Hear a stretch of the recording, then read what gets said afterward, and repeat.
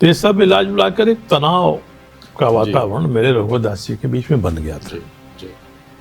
रघुवर दास जी ने कई जगहों पर दिल्ली से लेके पटना, रांची ये मैसेज दिया कि इनको हम टिकट नहीं लेने देंगे जो अगला चुनाव होगा 2019 में। मेरे पास भी खबर आई। तो जब चुनाव नज़दीक आया, पार्लियामेंट्री बोर्ड की मीटिंग बैठने वाली हुई, तो मैं दिल्ली गया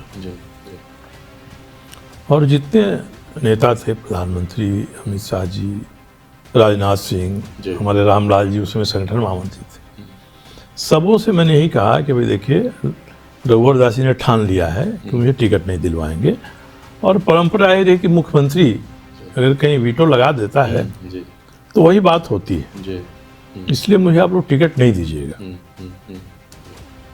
मगर आपको टिकट नहीं देना है तो आप मुझे पहले बता दीजिए, मैं खुद ही प्रेस कॉन्फ्रेंस करूंगा और कह दूंगा कि पार्टी ने मुझे बहुत दिया, मंत्री बनाया, विधायक बनाया, अब मैं आगे चुनाव नहीं लड़ना चाहता हूं, मैं पार्टी के संगठन का काम करूंगा।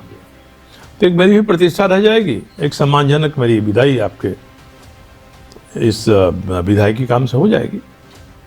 सबों ने कहा कि भाई साहब ये कैसे होगा, आप नहीं चुनाव लड़ेंगे तो कौन लड़ेगा, कैसे होगा, नहीं चुनाव तो लड़ना ही लड़ना है। मगर मेरे मन में हमेशा था कि रघुवर दास ठान लेंगे तो मुझे टिकट नहीं मिलेगा।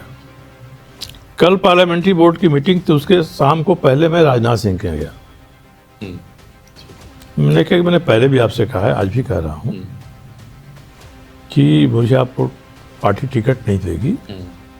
मैं फिर यही कहता हूँ कि मुझे कल भी कह दीजिए कि टिकट नहीं आपको दिया जाएगा, तो मैं ही इसकी घोषणा कर दूंगा कि मैं चुनाव नहीं लड़ूंगा।